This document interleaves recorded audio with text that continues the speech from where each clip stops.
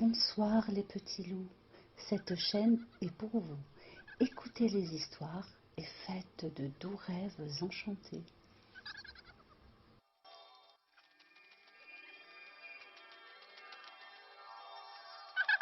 Un lapin très malin. Il était une fois un lapin bien malin. Il était très malin mais aussi très taquin et il aimait jouer des deux.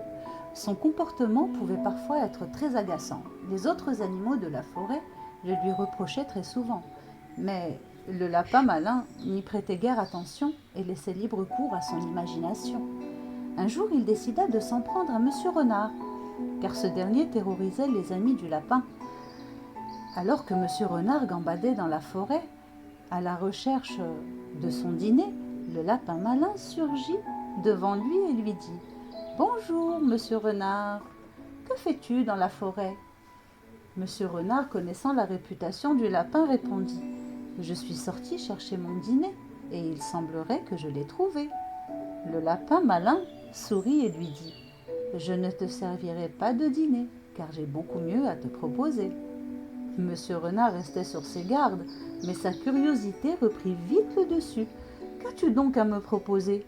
Si c'est encore une de tes ruses, je te retrouverai et je ne ferai de toi qu'une seule bouchée. »« Non, monsieur Renard, moi je suis maigre, je n'ai que la peau sur les os. Mais si tu veux faire un festin, je connais un poulailler pas très loin. Et le fermier est un vieux monsieur, tu pourras donc y festoyer sans craindre d'être tué. » Le lapin finit par avoir toute l'attention de monsieur Renard. « Tu me sembles honnête cette fois. Vas-y, montre-moi, je te suis. » Monsieur Renard salivait déjà rien qu'à l'idée de voir toutes ces poules bien grasses qu'il pourrait dévorer. Les deux compères traversèrent la forêt, puis la rivière, ensuite les collines. Le chemin paraissait bien long. « Combien de temps allons-nous encore marcher ? Mon estomac commence à crier famine, et c'est toi que je vais finir par croquer. » Le lapin malin répondit sur un ton serein.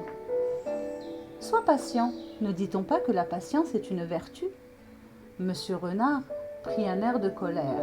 « Une vertu, oui, mais avec ses limites. Dépêche-toi, avant que tu ne deviennes ma proie. »« Très bien, monsieur Renard, nous voilà arrivés. » Monsieur Renard, très affamé, ne put s'empêcher de courir en direction du poulailler. Mais le voilà qu'il se retrouve suspendu par les pattes. Le lapin malin s'approcha de monsieur Renard et le fixa pendant un long moment, puis finit par lui dire « Que ressens-tu à présent, monsieur Renard ? Te voilà devenu une proie à ton tour.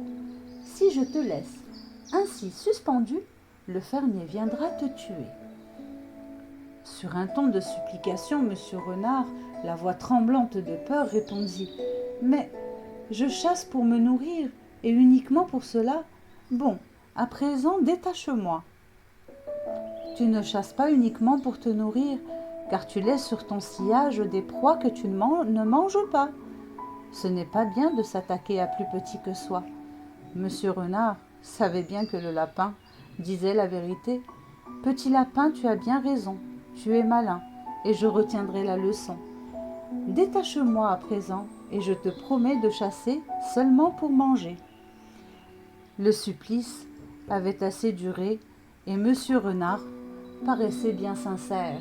Le lapin malin libéra monsieur Renard, qui le regarda en disant « Tu es bien malin, petit lapin. » Il prit aussitôt ses pattes à son cou, sans se retourner, et plus jamais il ne laissa d'animaux morts sur son passage. Ce n'est pas parce qu'on est grand qu'on est plus intelligent. Il faut écouter parfois, plus petit que soi. Retenez bien la morale de cette histoire, elle vous servira peut-être un jour. Alors, soyez malins, bonne nuit et faites de beaux rêves enchantés, les petits.